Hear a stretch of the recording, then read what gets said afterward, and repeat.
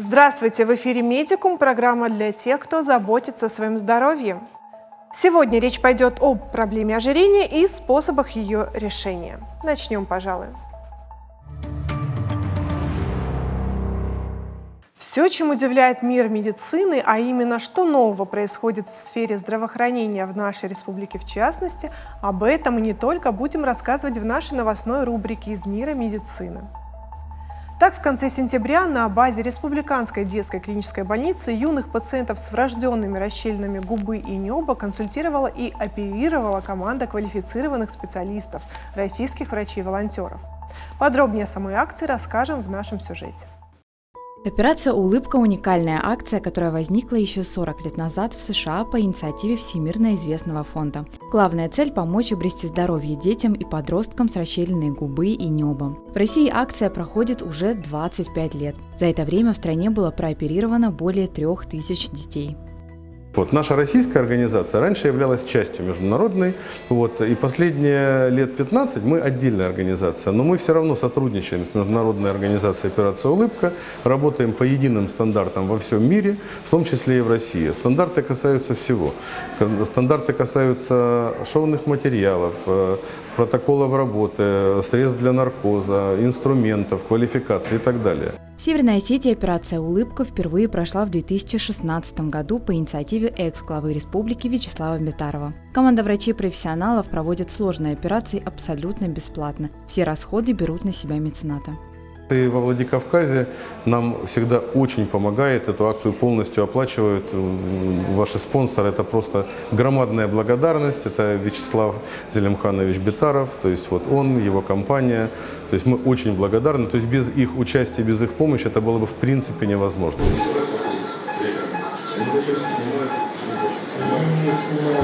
13 часов операционного времени в сутки, 5 дней подряд. За это время 26 докторов из разных городов России делают все, чтобы дети могли легко и красиво улыбаться этому миру.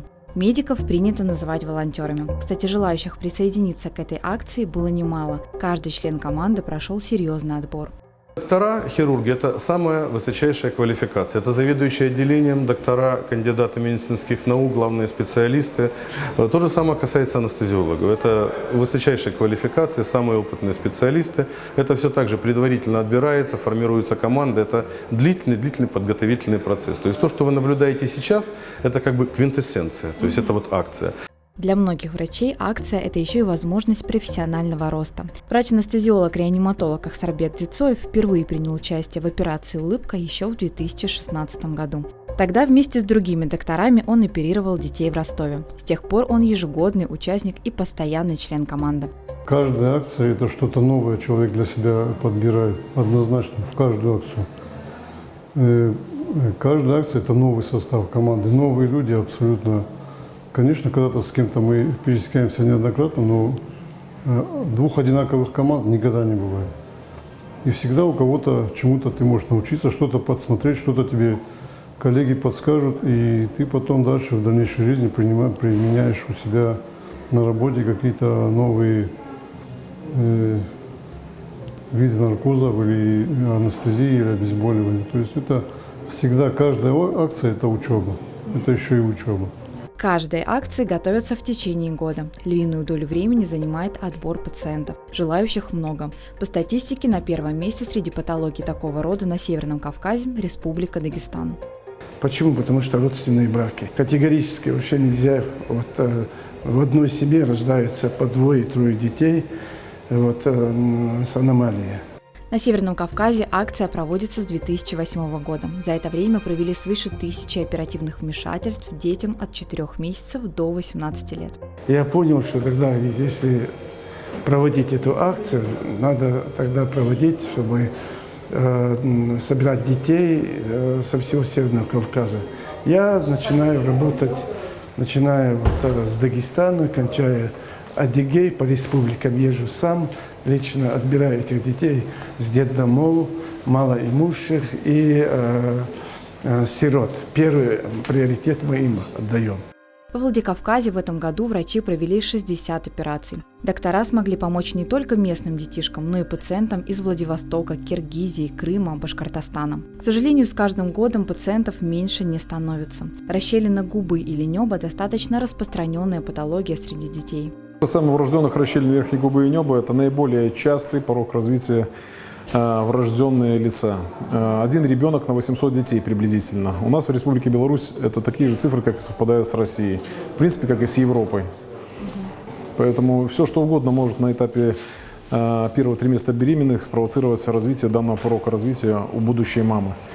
И есть такое понятие, как тератогенный терминантный период, где любой мутагенный фактор может спровоцировать несоращение отростков при формировании эмбриона и с формированием последующим вот этого дефекта верхней губы, неба, аллярного отростка верхней челюсти. Ну и есть гораздо более сложные пороки развития. И чем раньше на сроках беременных было влияние какого-то мутагенного фактора, тем тяжелее порок развития будет у ребенка при рождении. Чем раньше будет проведена операция, тем лучше, объясняют врачи. Но, безусловно, каждый случай требует индивидуального рассмотрения. Это тяжелые реконструктивные операции на маленьких детях. Наша задача как хирургов – провести наиболее щадящие методики, наиболее ранние сроки с наименее косметическими дефектами в послеоперационном периоде. Это высокий профессионализм должен быть хирурга, который обладает абсолютно большим кругозором в разных методиках оперативного лечения, потому что иногда приходится комбинировать и изменять какой-то план в процессе самой операции для того, чтобы это было более комфортно для данного ребенка. Да, какая ты славная девочка, замечательная. Молодчинка, все хорошо. Перед тем, как провести операцию, врачи знакомятся с пациентом. Какое-то время общаются, чтобы вызвать доверие. Дети должны понимать, что люди в белых халатах хотят им помочь. Говорят, тогда лечение будет проходить эффективнее. С 2016 года мы с моим доктором, который работает в детской ДРКБ, Дицуев Ахсарбек Михайлович, и вот мы с ними теперь везде в одной команде. Нам настолько это все понравилось, слаженный коллектив, вся работа. Все было настолько, что в этот же день подошли, спросили, как вместе с вами вступить в вашу организацию, ваш коллектив. И вот с тех пор мы все вместе. Важный этап в подготовке к операции – работа с психологом. Специалист в игровой форме общается с детьми, чтобы ребенок был спокоен и не было истерик. Также большое внимание уделяется работе с родителями. Им объясняют, как грамотно подготовить ребенка к предстоящей операции. Самое главное – не обманывать, потому что бывает такое, что родитель, так как он боится встретиться вот с чувствами ребенка, который будет бояться, злиться, расстраиваться, кричать, еще что-то, то иногда родитель придумывает что-то. И здесь тоже момент сложный. И это очень важно, что мы стараемся заранее, когда их госпитализируют, с ними подготовиться и понять уже примерно, насколько ребенок в курсе того, что будет происходить. И дальше вопрос в том, как мы можем подготовить. Это такие в чем-то простые вещи, что сначала ты знакомишься, потому что пугает же то, что неизвестно. И моя задача, чтобы они меня уже увидели и узнавали, а потом я им рассказываю, что их ждет, что они увидят в операционной, как будет проходить наркоз. То есть мама же может дойти только до двери, а дальше она с человеком, с которым она уже до этого была знакома, она с этим человеком и там. То есть она не одна остается вот в этом новом, неизвестном, непонятном. И плюс она еще и знает, что с ней будет происходить. И поэтому она спокойно... Сейчас вы можете посмотреть, это пациент идет на операцию с психологом. Наш главный анестезиолог Василий. Вот Виктория, психолог, они понесли ребенка в операционную. После операционного вмешательства хирурги дистанционно контролируют состояние пациента. Через неделю, полгода и год проводят плановые осмотры и заочные консультации. Реабилитация в таких случаях довольно сложный процесс. Она может проходить вплоть до совершеннолетия. Все зависит от тяжести порока развития и качества проведения первичного оперативного вмешательства. Все зависит, когда хирург берет по отношению к данному ребенку впервые скальпель в руки, все зависит от проведения качества проведения первичной операции. И, естественно, и реабилитация от этого зависит, потому что одна хирургия – это 40% выполненной работы. И, естественно, основным координатором в реабилитации конкретного данного ребенка является челюстно-лицевой хирург, и он на этапах диспансеризации приклеивает смежных специалистов. Это и ортодонт, логопед, это идет лор-специалист, на ранних этапах это анестезиолог и неонатолог. И тут идет уже тандем неразрывных звеньев. Дарине Тавасиевой 5 лет. О патологии родители узнали, когда малышке было уже 3 месяца. Случай непростой, поэтому операция «Улыбка» стала для семьи 4-й на пути к выздоровлению. Проблема, она непростая, но все достаточно спокойно протекает, без каких-либо, я имею в виду конкретно у нас, да, без каких-либо побочных ситуаций и так далее. Все нормально. Я думаю, что в большей степени благодаря тому, что умению докторов и всего медицинского персонала. В тот день, когда мы пришли на консультацию, 25 сентября, мы уже тогда поняли, с какими людьми мы сталкиваемся, что вся команда этой акции, они просто все очень, мало того, что профессионалы, они просто очень хорошие люди все. Все душевные, все невероятно любят детей, это видно. Так что...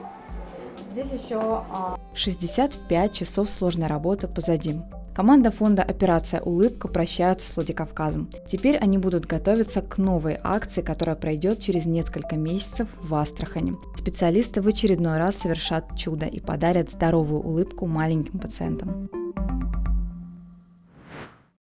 В начале октября в Владикавказе состоялся Всероссийский форум «Голос региона». Мероприятия были организованы в рамках Всероссийского марафона «Здоровье, победим ожирение, объединив усилия», проводимого Национальным медицинским исследовательским центром эндокринологии Министерства здравоохранения России на базе Северо-Остинской госмедакадемии при поддержке Министерства здравоохранения Республики и Общероссийского общественного движения «Стройная Россия».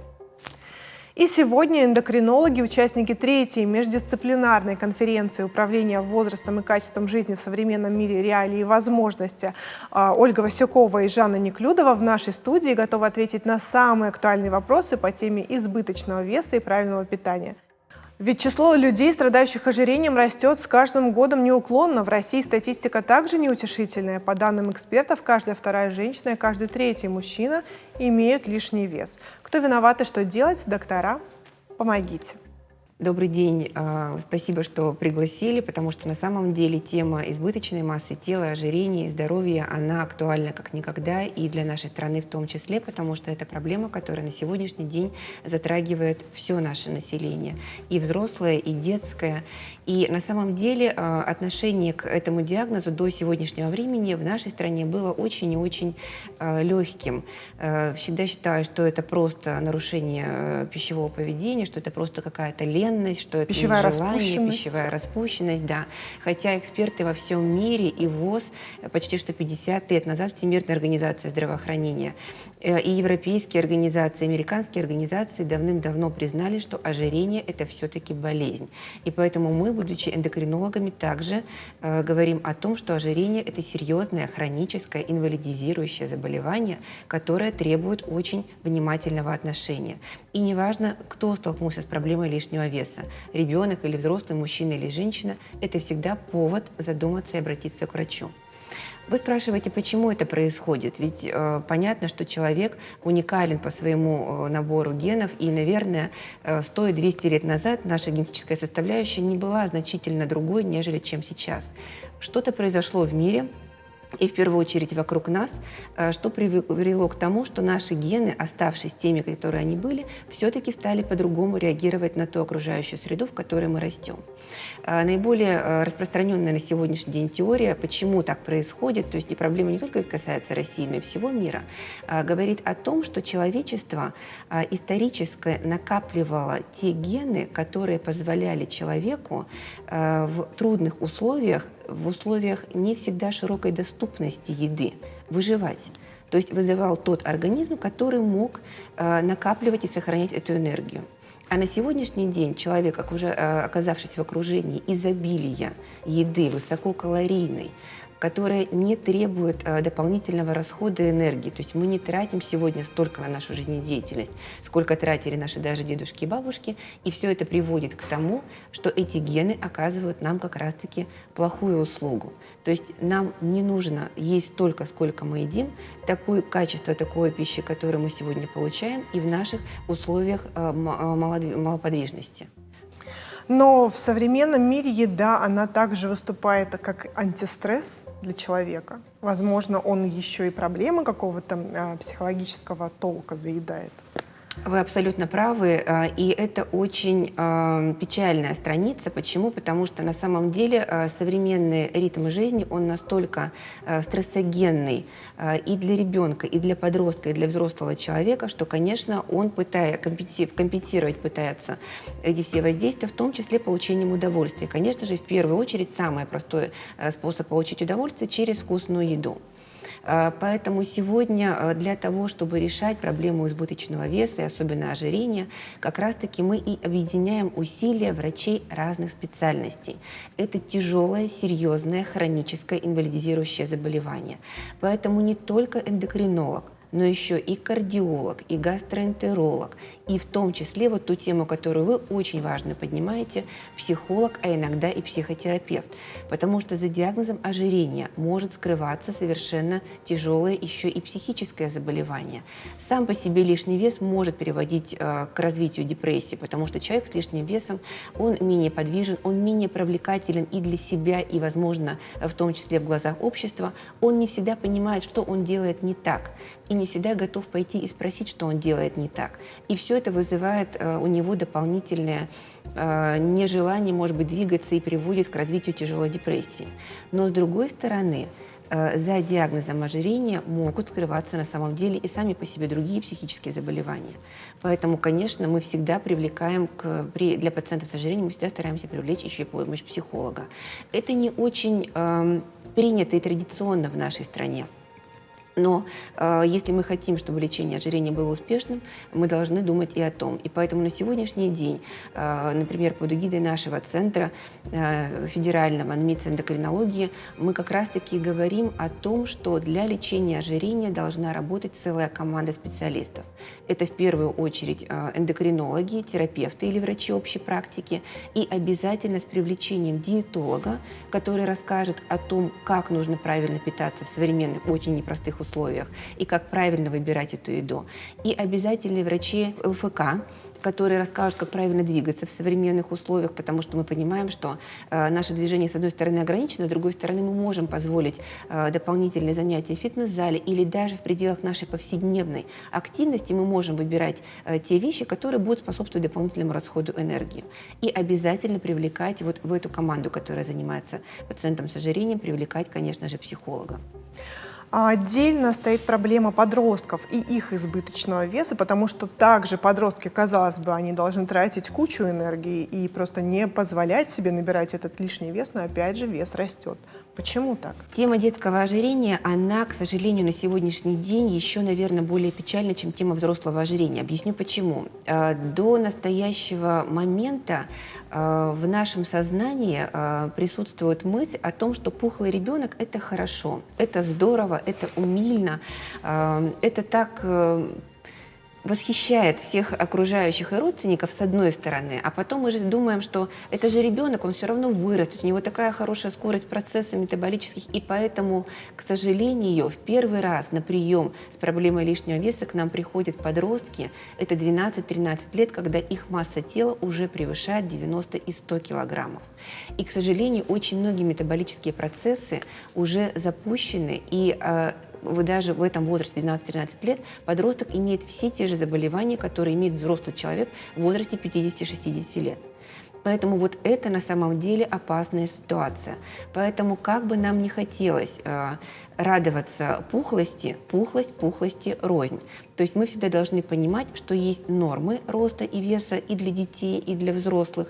И каждый раз, когда мы приходим к педиатру или к терапевту, всегда замеряет рост, вес и рассчитывает нормы. То есть если пухлый ребенок укладывается в границу нормы, у девочек, у мальчиков разного возраста, в силу того, что ребенок растет, и растут они по-разному, будут свои нормы. Так вот, если рост и вес при наличии родительской пухлости укладывается в вариант нормы, все хорошо, никаких проблем нет. Но если пухлость выходит за границы нормы и становится избыточной массой тела или даже ожирением, то здесь уже независимо от того, сколько лет ребенку, 2, 3, 4 или 5, это заболевание, которое требует лечения. Доктора, как рассчитать индекс массы тела и понять, есть ли у меня лишний вес? Но это скорее, знаете, шпаргалка для тех, у кого дефицит критического мышления. Пожалуйста. Рассчитать индекс массы тела, это нужно знать свой рост, вес. Рост мы возводим в квадрат и берем вес в килограммах. Нужно разделить вес на рост метров квадратных. И мы получаем индекс, такую цифру, которую можно посмотреть по табличкам, где будет критерии нормальная индекс массы тела, избыточная масса тела, и дальше уже идет категория ожирения. У деток свои таблички, у взрослых своя табличка. Да. Для мужчин и женщин у нас табличка, она одинаковая, но здесь, наверное, хотелось бы подчеркнуть, что как раз-таки индекс массы тела, он не учитывает гендерные различия мужчина-женщина, он не учитывает количество мышечной ткани, также не берется в расчет количество жировой ткани. Поэтому, наверное, один из таких методов, как измерение окружности талии, то есть мы берем просто сантиметровую ленту и измеряем окружность талии. У женщин норма до 80 сантиметров, у мужчин до 102 сантиметров. Здесь нужно понимать, что мы говорим не о неких эталонах красоты, а мы говорим именно о вот той тонкой грани метаболического здоровья. То есть когда это еще некая такая грань, что мы можем говорить, что да, коррекция образа жизни, и когда мы уже говорим, что это действительно ожирение, это заболевание, которое требует уже активных вмешательств. И как любое заболевание, наверное, предполагает какую-то терапию? В основе терапии избыточной массы тела и ожирения в первую очередь, как бы нам этого хотелось или не хотелось, лежит изменение образа жизни. Это самое сложное из всего, что на сегодняшний день возможно, потому что и одновременно самое легкое. И самое легкое, да, это то, что в принципе не требует хирургических вмешательств, каких-то сложных диагностических процедур. Затрат. Да. Но это то, что требует изменять привычки. Это всегда очень сложно.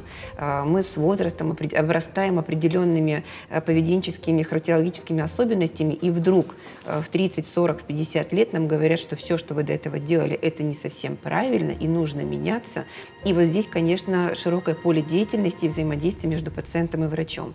Итак, что такое изменение образа жизни на сегодняшний день? Это пересмотр питания в первую очередь, это пересмотр двигательной активности во вторую очередь. В-третьих, это именно привлечение психолога, потому что мы не всегда даже можем уловить те тонкие особенности нашего поведения, отношения к еде.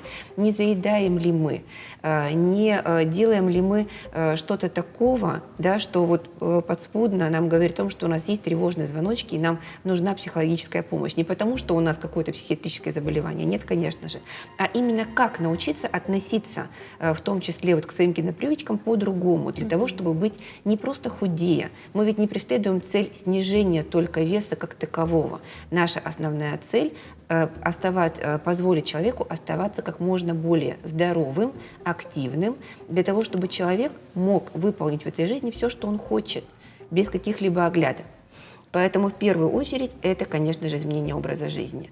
И это здорово, потому что здесь вот усилия пациента, они всегда оправдываются, и часть наших пациентов, они даже приходя к нам, уже вот при таком совместном длительном диалоге рассказывают нам свои способы, и здесь поле творчества совершенно, ну, если, конечно, в пределах разумных значений, это не голодание, не какие-то экстремальные виды спорта, а совершенно вот здоровый образ жизни, который помогает. Конечно, в ряде случаев этого оказывается недостаточно, или в тот момент, когда приходит пациент, и мы на этапе диагностики ожирения дополнительно у него выявляем сахарный диабет, повышение давления, заболевание печени, то, конечно же, в этих случаях мы обязательно привлекаем медикаментозную терапию. И очень отрадно сказать, что на сегодняшний день и для взрослых, и для детей есть совершенно хорошие работающие препараты, которые обладают вот тем дополнительным обладают, с одной стороны, они и лечат, и они удерживают вот это желание пациента меняться. Потому что мы знаем, что длительно соблюдать диету, длительно заниматься спортом, иногда это немножечко утомляет через 6 месяцев, а особенно когда пациент сначала худеет, потом длительное время не видит результата, потому что организм должен перестроиться, и на это нужно время от 6 до 9 месяцев, и это является совершенно нормальным процессом. Но для человека, конечно же, это всегда вот, ну что такое, все делаю, не ем, спать ложусь вовремя, а весы вот как замерли на одной отметки, и 3 месяца ничего не делают.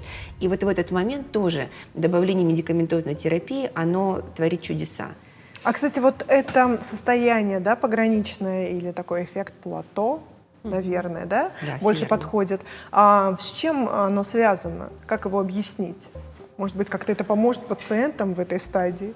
Это замечательный вопрос, и я очень хочу, чтобы все наши пациенты, и даже просто кто на сегодняшний день находится в борьбе со своим лишним весом, знали, что на самом деле у нас очень непростой организм, который очень не спешит расставаться с набранными килограммами, потому что они заставляют расслабляться, они заставляют чувствовать себя более такой спокойной, уютной атмосфере, конечно же.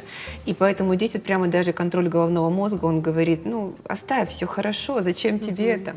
На самом деле сегодня очень много исследований, которые показывают, что в момент изменения образа жизни мы стараемся ограничивать избыточное поступление калорий, мы стараемся больше двигаться, и в этот момент происходит так называемый эффект адаптивного термогенеза, то есть наш повседневный расход энергии, он также снижается. То есть организм, мы вспомним, да, что древние гены, которые у нас ориентированы на то, что они должны сохранить это количество энергии для того, чтобы организм выжил, и тут вдруг все было хорошо, человек набирал, в какой-то момент он решает ограничить себя даже в поступлении лишних калорий с шоколадкой или с бокалом пива. И организм, конечно же, говорит, так, надо посмотреть, что же он придумает дальше, мой хозяин. И поэтому, например, очень простой пример, что такое адаптивный термогенез, да, снижение расхода.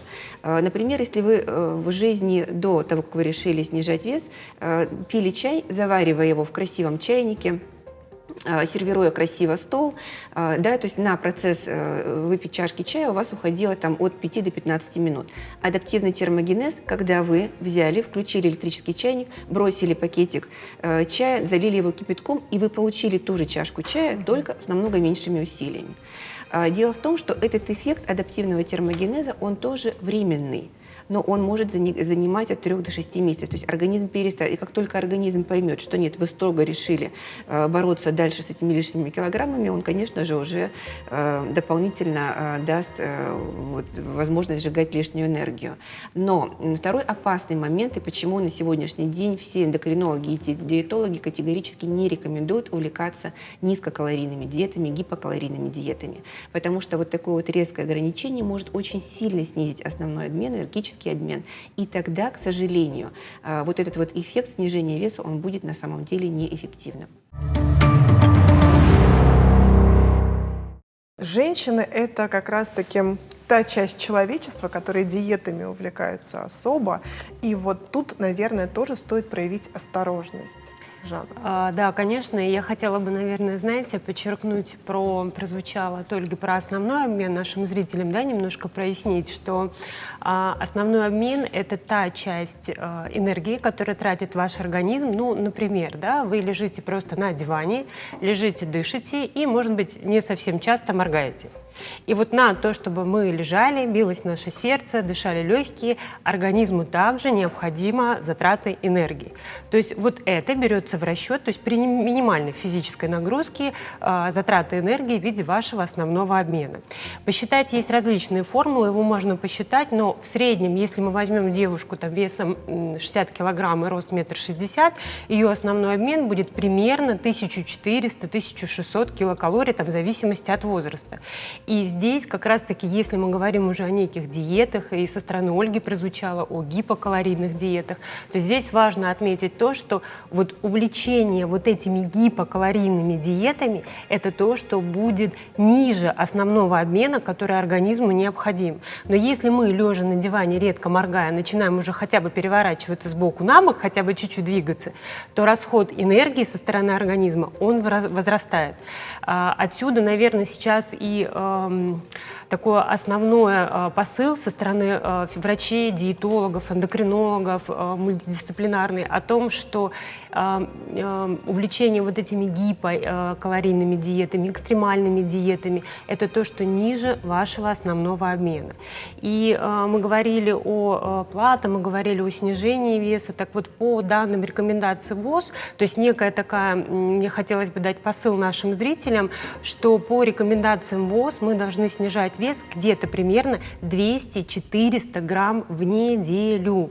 И здесь нужно понять, что если вы худеете, это же такой пролонгированный во времени процесс, и обозначить ту цифру, на которой вы хотите похудеть, и элементарно посчитать, да, то есть за какой период времени вы достигнете того желаемого результата.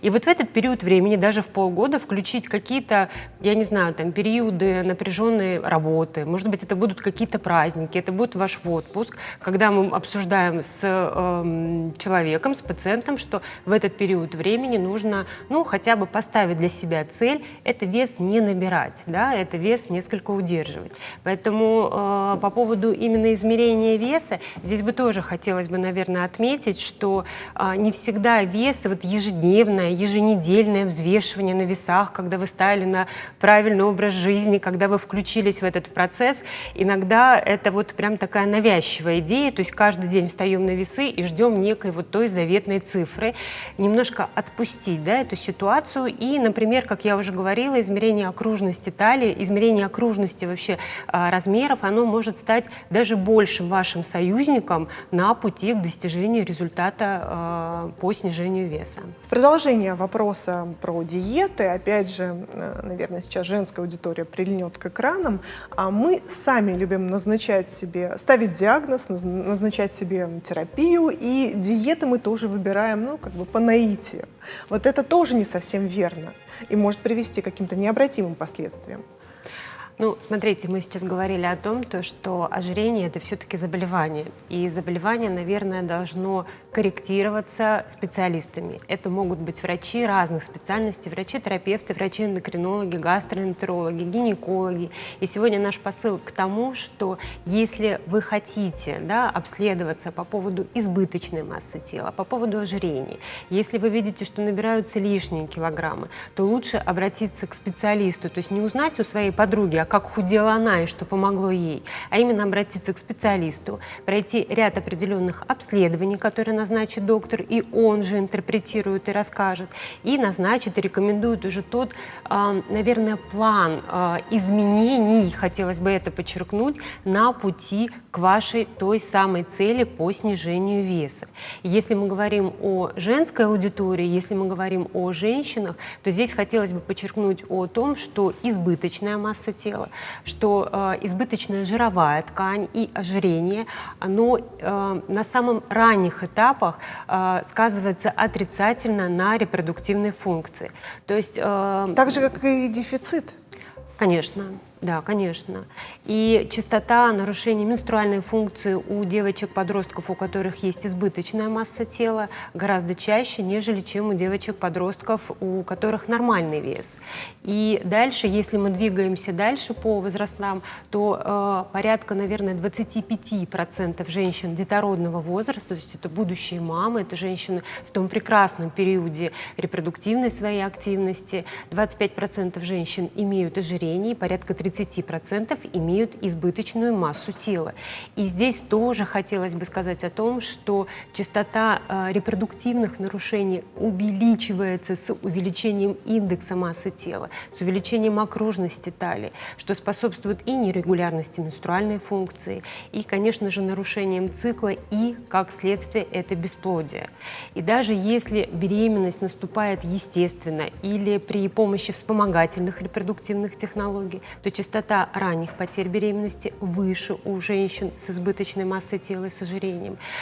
Частота развития осложнений во время беременности, таких как гестационный сахарный диабет, эклампсия, да, это угрожающее состояние именно потерям беременности, гораздо выше, и это требует отдельного внимания не только со стороны акушеров-гинекологов, и опять то, о чем говорила Ольга, это вовлечение мультидисциплинарной команды по ведению вот этой беременности. Поэтому здесь хочется, наверное, подать такой основной посыл, что если есть вопросы у женщины, если хочется узнать о том, что будет конкретно для нее правильным, то лучше обратиться к специалистам.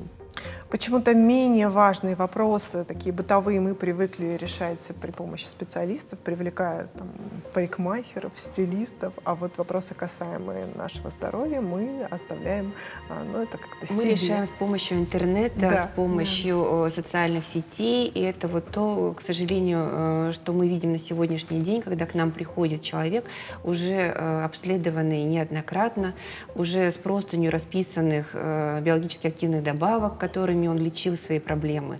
И вот очень сложно именно врачу вот в этот момент стартовать, потому что нам приходится не только лечить болезнь у данного пациента, но еще и последствия неправильной терапии. А то, что касается, например, детей, здесь и недопустимость вообще в принципе применения ряда, в первую очередь, препаратов в детском возрасте, которые могут повлиять и на ту самую репродуктивную функцию и у мальчиков, и у девочек. Поэтому здесь, конечно же, все сложнее. Поэтому основная просьба не заниматься самолечением.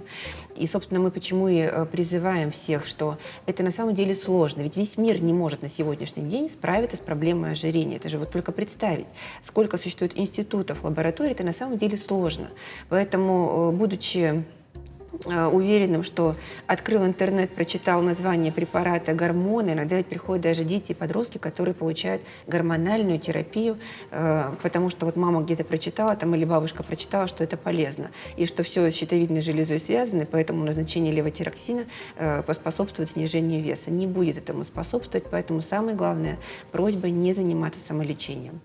Помимо вот такого бесконтрольного и нерационального питания, может ли спровоцировать набор веса недосып? Конечно.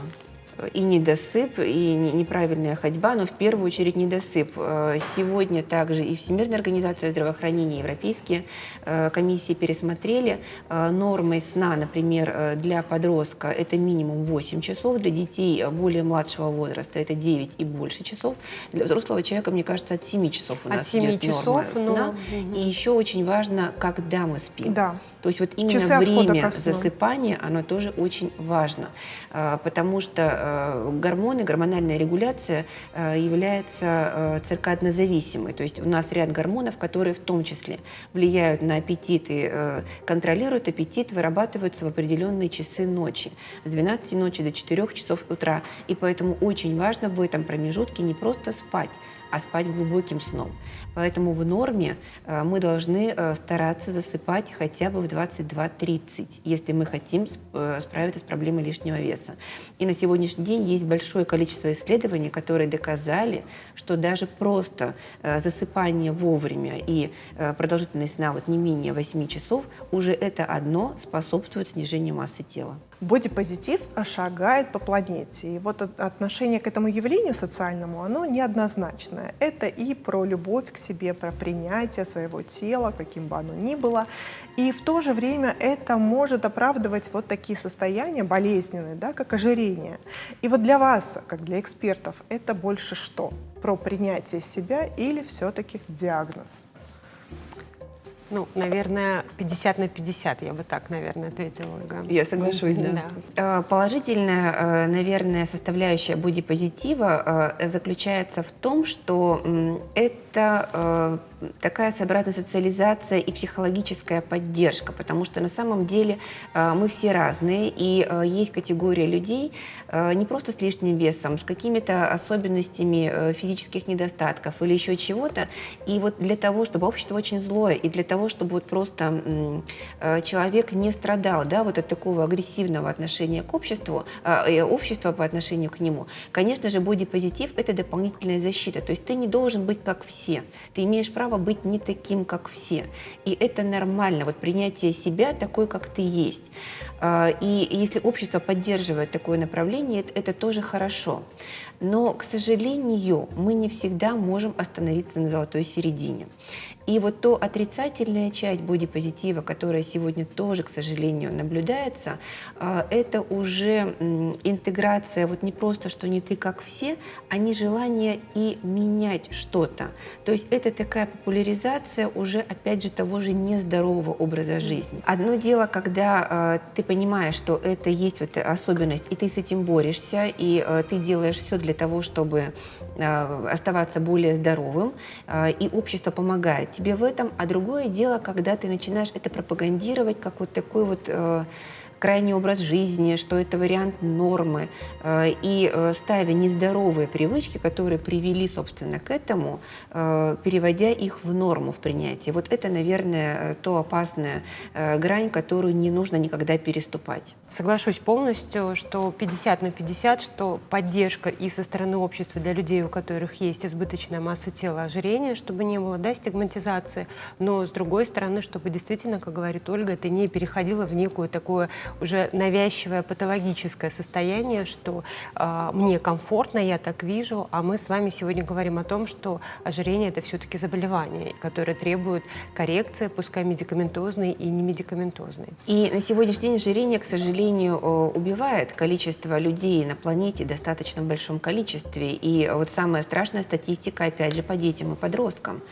Если ребенок имеет диагноз ожирения в юном возрасте, очень в небольшом проценте эти дети, сегодня уже накоплены данные, и 24 года наблюдений, и 40 лет наблюдений, которые показывают, что эти дети рано умирают от сердечно-сосудистых заболеваний. И единственная причина – это лишний вес в детском возрасте. Если мы будем говорить также о репродуктивном здоровье, то сейчас, наверное, на первый план также выходит тема фетального программирования, то есть это с каким весом мама, да, женщина вступила в беременность, и если у нее был уже избыточный вес во время беременности, то она передает, как бы программирует на свое поколение, на своего ребенка именно вероятность развития у ребенка, в том числе избыточной массы тела и ожирения. Сейчас это много обсуждается, и тоже есть такая очень интересная тема, мы затрагивали тему питания, это также, что какие предпочтения, вкусовые пристрастия у мамы во время беременности, это даже не вкусовые предпочтения и пристрастия у ребенка, это даже трансформирование на пищевое поведение у ребенка в будущем. Да? А когда мы говорили о вот этом переходе от нездорового образа жизни к здоровому, понятно, что мы должны быть мотивированы, что мы должны консультироваться у специалистов, но все равно же случаются срывы. Как быть здесь и как их преодолевать и жить дальше? И не, знаете, как, чтобы это не отменило все ваши предыдущие заслуги. Ох, как я люблю тему срывов со своими пациентами. В первую очередь хочется сказать, что срыв – это нормально. Нужно дать себе возможность некой такой идеальной картинки, что я вот на пути к своей цели, к своей заветной там циферке на весах, каким-то килограммам.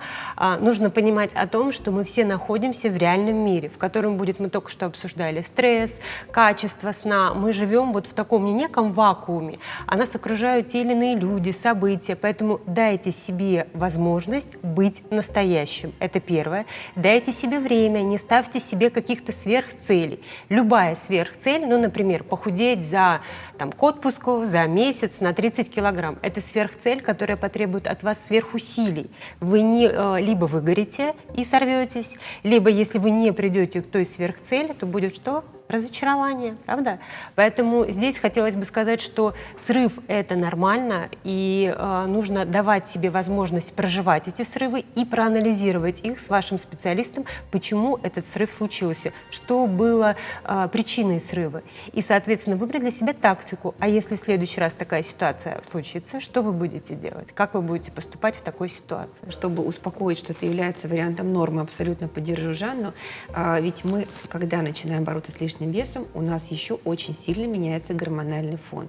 Поэтому срывы, они как раз-таки имеют и гормональную основу, и это наш контроль центральной нервной системы. То есть организм пытается заставить нас не расставаться с этими килограммами. Поэтому это нормальное явление. И ожирение – это хроническое заболевание, поэтому у него будут периоды ремиссии, периоды обострения, и это на самом деле просто лишний повод прийти к своему врачу и рассказать: да, вот наделал, что дальше? Но человек это существо достаточно ленивое, и мы привыкли при помощи одной волшебной таблетки решать все проблемы. И вот те самые волшебные жиросжигающие таблетки мы можем призвать вот в борьбе с лишним весом, или стоит от них отказаться? На сегодняшний день в арсенале эндокринологов есть определенный набор препаратов, которые обладают на самом деле хорошим эффектом. Это официальные препараты, которые разрешены, они есть в виде таблеток, есть сейчас препараты в виде уколов. Но есть одно большое «но». Эти препараты назначает только врач. А вот заниматься самолечением, найдя и какие-то отзывы в социальных сетях о тех самых жиросжигающих таблетках, конечно же, категорически нет, потому что это препараты относятся к группе биологически активных добавок, которые не имеют никак под собой никаких клинических исследований, которые не доказали свою, как минимум, безопасность, не говоря уже о том, что они не доказали эффективность. Поэтому, как бы нам ни хотелось найти эту волшебную палочку, она у нас точно есть. Это наше желание меняться и помощь врача. И наша продуктовая корзина, с помощью которой мы можем как раз-таки изменить себя к лучшему. Что должно в нее входить? Что мы туда должны положить?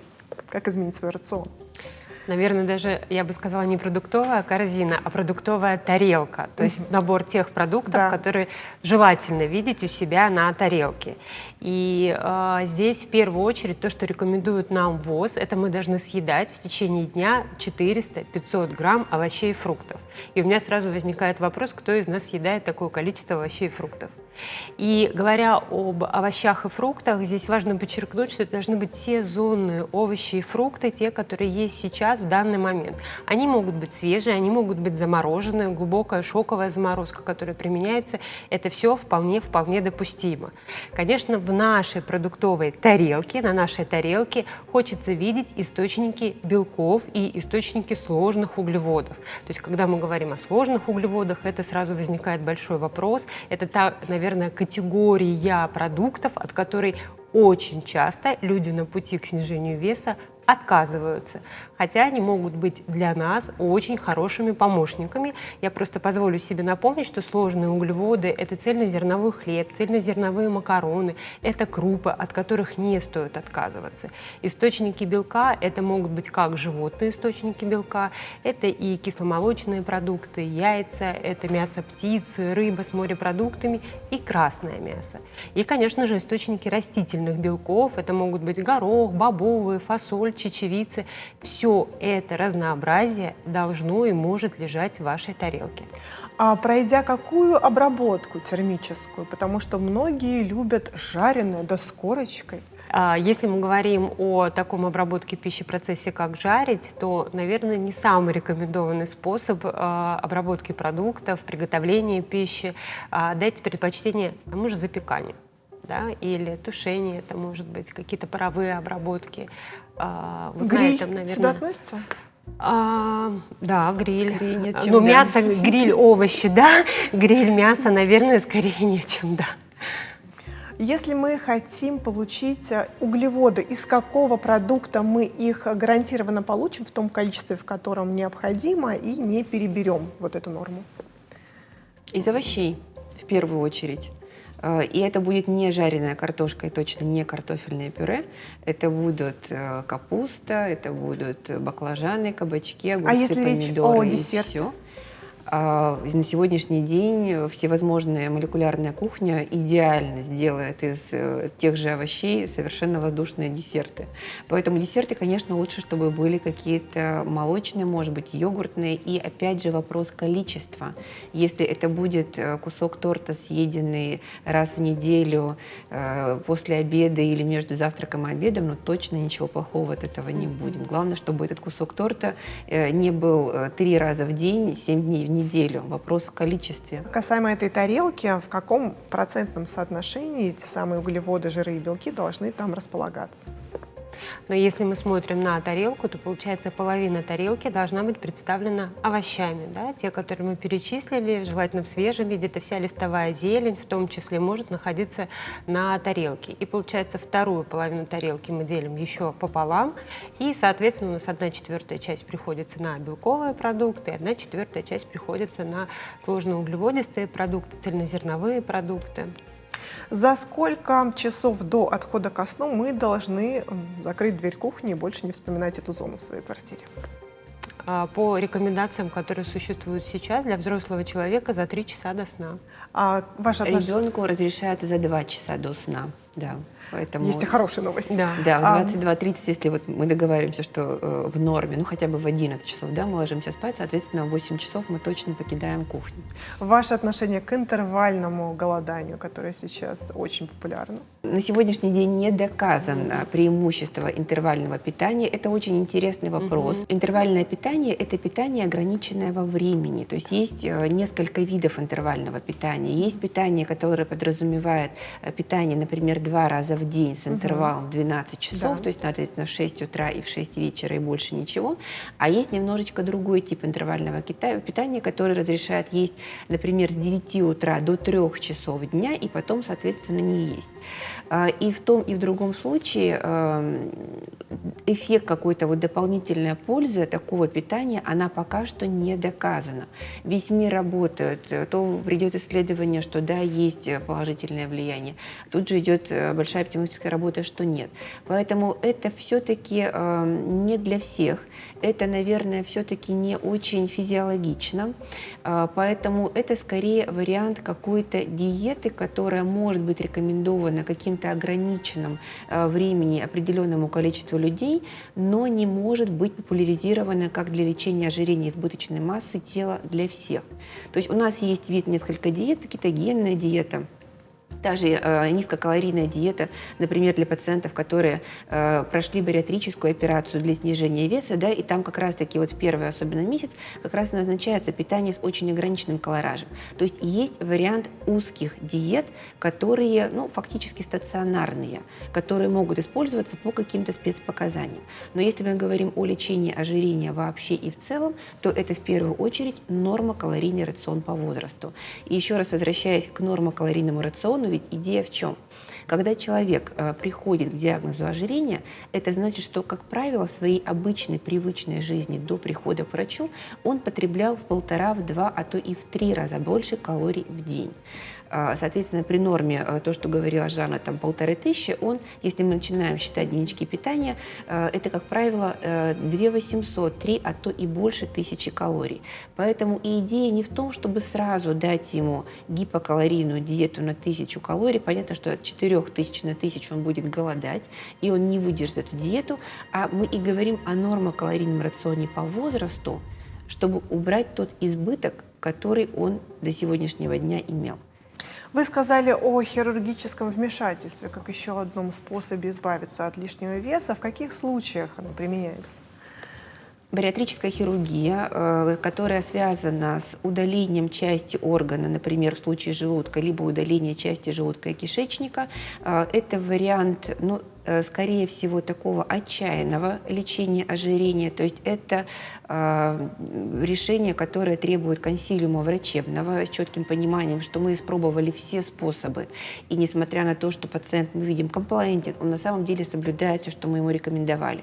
Он совершенно находится в правильном психологическом статусе, он понимает, на что он идет. Для пациентов с выраженным, с морбидным ожирением, когда индекс массы тела превышает 35, а чаще 40, когда есть тяжелые сопутствующие заболевания, связанные с этим лишним весом, которые мы не можем компенсировать, то есть есть тяжелый сахарный диабет, и нам сложно его коррегировать обычными методами, которыми мы коррегируем. Есть тяжелая артериальная гипертензия, есть синдром обструктивного апноэ сна, когда человек может просто погибнуть во время сна. И мы видим, что как бы год, 2, 3 мы наблюдаем за человеком, он на самом деле привержен терапии, он похудел на какое-то время, но это, например, не привело к улучшению контроля его коморбидных состояний, либо все равно сохраняется вот морбидное ожирение, в этом случае может быть рассмотрен вопрос бариатрической хирургии. И на сегодняшний день во всем мире и в нашей стране она проводится. Но это эксклюзивная категория пациентов. Почему? Потому что это то, что приводит к уменьшению органов, либо к удалению органов. И все те рекомендации по изменению образа жизни, которые человек получает, просто столкнувшись с диагнозом ожирения, он должен будет выполнять пожизненно после проведения таких операций. Это очень сложная система достаточно наблюдения с восполнением дефицита витаминов, микро-макроэлементов длительным. Поэтому, да, это эффективная терапия, которая помогает, которая спасает жизни в ряде случаев, но, опять же, не для всех, а только для той категории пациентов, где она на самом деле оправдана.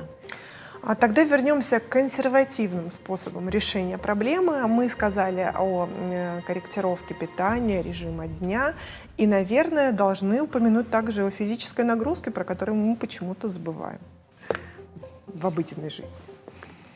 Очень хороший вопрос.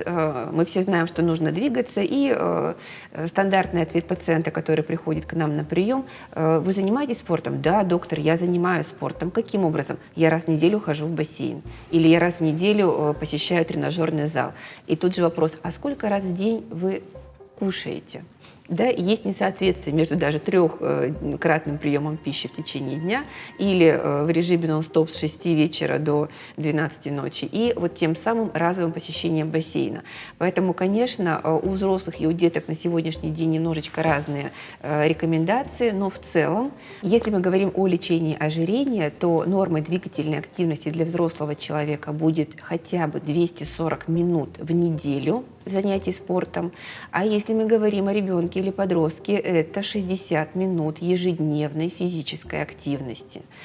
Более того, в нашем центре проводятся на сегодняшний день исследования научные, которые показали, что не всякая физическая активность еще и будет способствовать снижению веса.